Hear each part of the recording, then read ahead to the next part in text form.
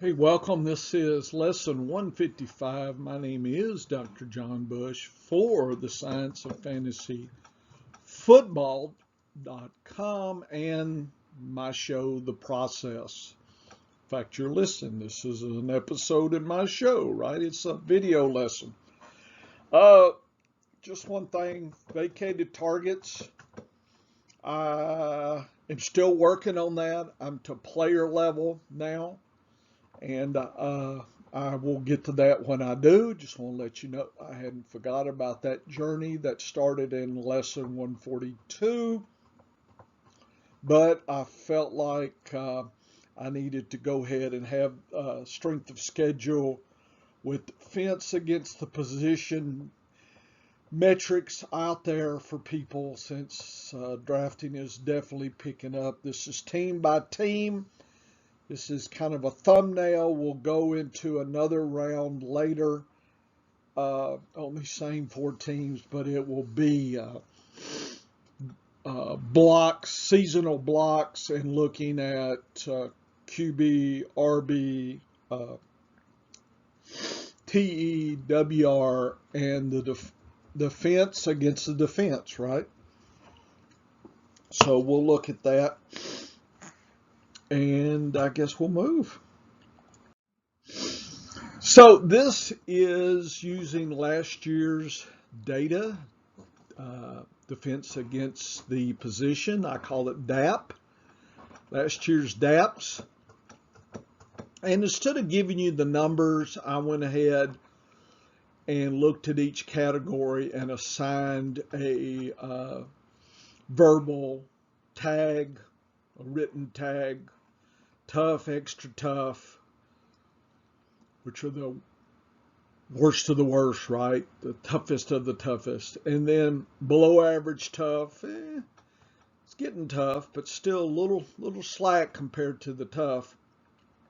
Then above average easy, okay, starting to see a little light here.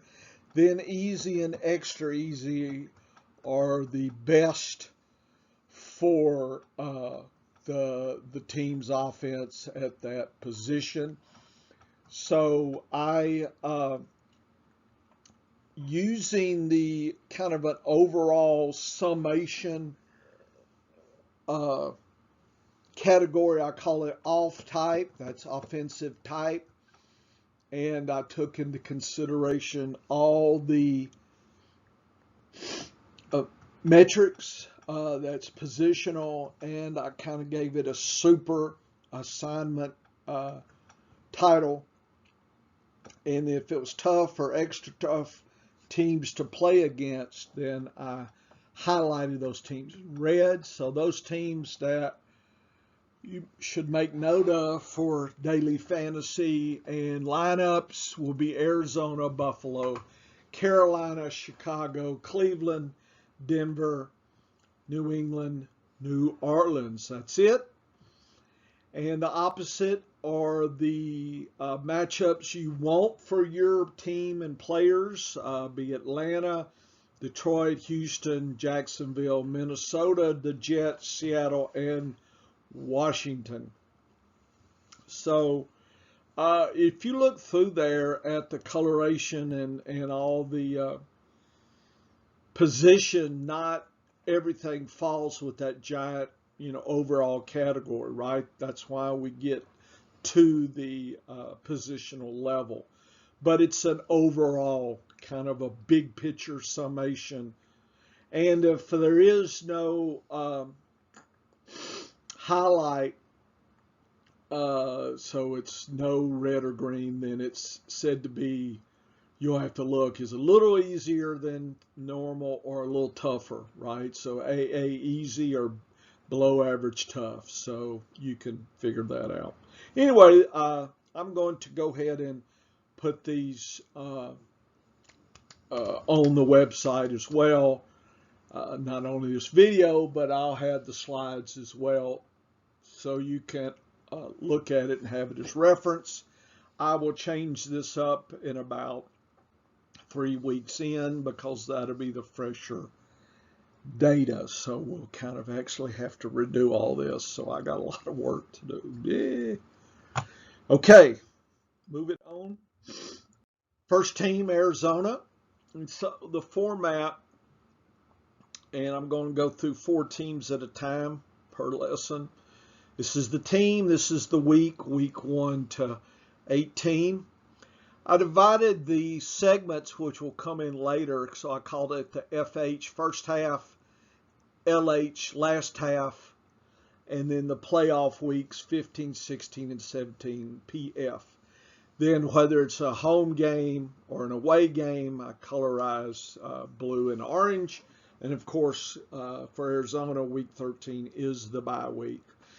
The opponent is listed there. And again, I kept the coloration, the overall, and then the which should correlate to the offensive type. Then the next is how do their running backs do? DAPs, RB DAPs, QB DAPs, WR DAPs, and tight ends. So it's kind of the running, the passing, kickers, if your team plays kickers, and the defense that Arizona's defense is playing against. Okay, so people stream defenses, and if you look, the first, say, 3 weeks is 2 tough games for the Arizona defense, so I have not drafted them at all. You can look at the key points here, see kind of what's what, and so I thought, okay, let's visually look at the season, predicted season of the strength of schedule. And I do it here for Arizona, weeks 1 through 18. And I did a bar graph. Anything above average, above the purple, is above average easy. Anything below is tougher situation. So you can kind of get the ebb and flow of the season. The extreme easy weeks are green. The extreme hard weeks are in red. So you can kind of see right away. And of course, towards the back end are the playoff weeks. So for Arizona, it's 15 is not good. 16 is okay. It's above average, easy. And 17 is very easy. So you can kind of see the weeks. Looks like they'll have a nice little mid-run there. 3 easy games there. The first 2 weeks are weeks 1 and 2 are above average easy, so that's good. They will kind of run into some problems weeks 3 to 5 and so forth. So you can kind of just narrate the scene themselves. And so some people use this kind of information in their metric as a tiebreaker. In other words, you've got 2 players and you can't pick them apart. This can break a tie, and that's about where I have it. Now, for daily fantasy sports and game scripts and lineups, I do pay attention more to this data. So I do use this as a factor in setting my weekly lineups here. And finally, so we have the table, we have the bar graph, that kind of thumbnail shows it. And then if you just look at the flow pattern, this is a trend line, polynomial trend line.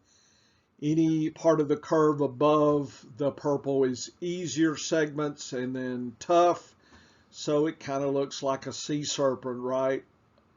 Early, then we drop down weeks 3, 4, 5. Then we start coming back to some easier times. 6, 8, and 9. 7 is tough. And then we start declining down. Weeks 10, 11, 12 is okay. 13, 14, 15 are tough. Then we spike up to 16 and 17. So the last 2 weeks of the playoff, Arizona gets green light there. So this might be a way just to quickly check Arizona players versus another team. So I give you multiple ways to look at the data, and kind of whichever one is something to look at there, you can do that. Certainly you could pull this off as a screenshot or go to the article that will basically just have these slides here. So now you know what each one of these means, and we can proceed a little quicker here. Here's Atlanta. And right away, first week, they play New Orleans, which is tough. So Pitts will get tested. He has a tough thing, the tough DAP. Drake London actually will get a nice, easier time of it, first game. That helps the rookie there. But boy, the next weeks 2, 3, and 4 really get tough for wide receivers. Again, the Atlanta defense DAPs are 3 weeks tough. I'm not streaming those and hadn't been drafted Atlanta's D there. And so how does that look? Shows weeks 3 and 12 are the super easy. So with Arizona, you had 4 super easy weeks. Atlanta only has 2. And notice the playoffs for Atlanta, 15, 16, 17 is hard, kind of easy, hard again. So that's not a favorable playoff scenario there for us. So just kind of keep this going there. How does it look like when we graph it? Notice most of the weeks are below easy line, the purple. So Atlanta does have a tougher way to go most of the season than, for instance, Arizona did. So that's something to take into consideration.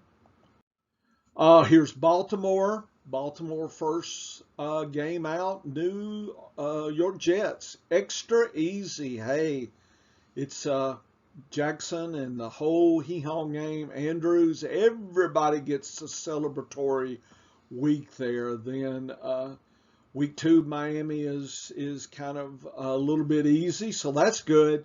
Weeks 3 and 4, though, they will have some toughness to deal with New England and Buffalo. So as far as drafting Baltimore's defense, I have been. First 2 weeks are fine. You could stream, and then plan to get out weeks 4 and 5, and then you could certainly come back in weeks 5, 6, and 7, and 11, 12, 13 are nice with the D, even 16. So there's a lot to recommend, especially in the back half for Baltimore. But some people may get hammered weeks 3 or 4 and get rid of them, so they would probably be a nice defense to have during blocks of time there. So keep that in the back of your mind. That's another way to kind of think about. And if you're trading during the season, this is another metric that can help break some ties between players you might be choosing in a trade, that kind of thing. It's always good to start looking to the playoffs and trying to position yourself the best you can.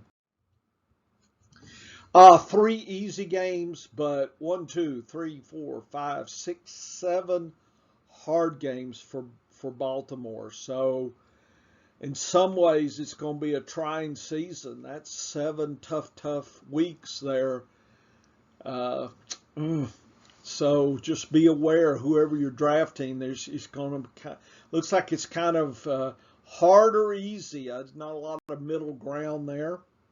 If you plot it, you see there's kind of early is okay, and it gets below, weeks 3, 4, 5, it starts really staying below average. So Baltimore seems to have a tough season ahead as well.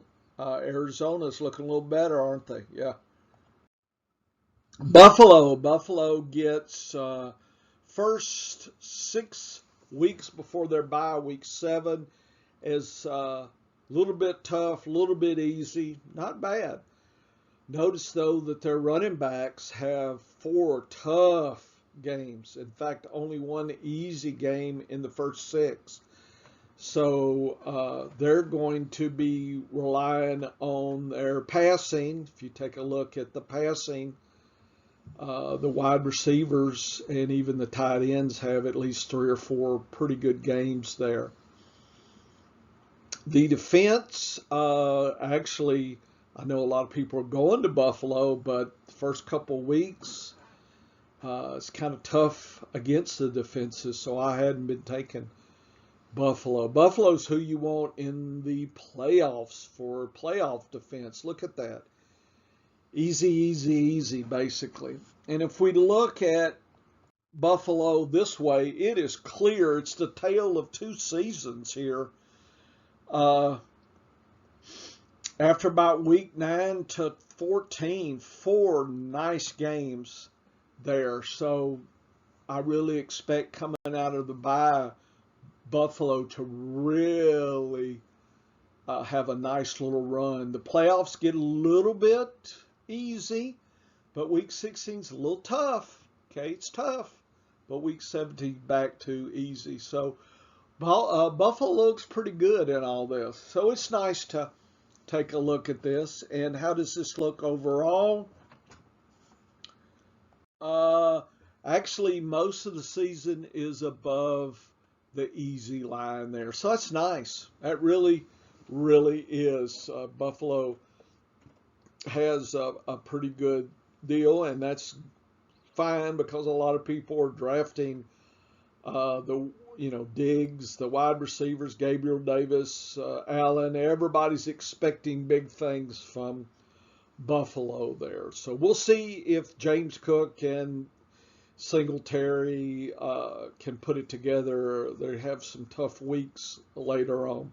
And again, just remember that later in the lesson, I'm going to go through 4 teams at a block, that I will actually come back and focus harder on the position strength of schedule. So I'm going to come back to these same 4 and go through it in a little bit different way and some different figures for us to kind of make sure we've got this nailed down. And again, setting your lineups, trades, daily fantasy sports, streaming kind of thing, this is where this stuff can come in and really come of its own in as far as metrics to use.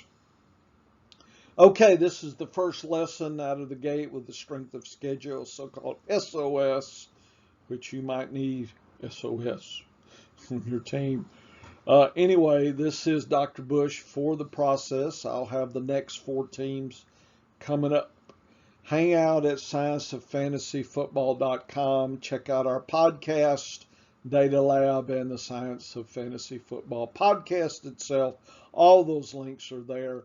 My partner in crime, Dennis, DMC Media, he's the man. He's got a lot of interesting ideas and brings a way different perspective in a lot of things than I do. So he's definitely somebody to pay attention to. So we give you thunder and lightning and hopefully help you win your season. So thanks for listening.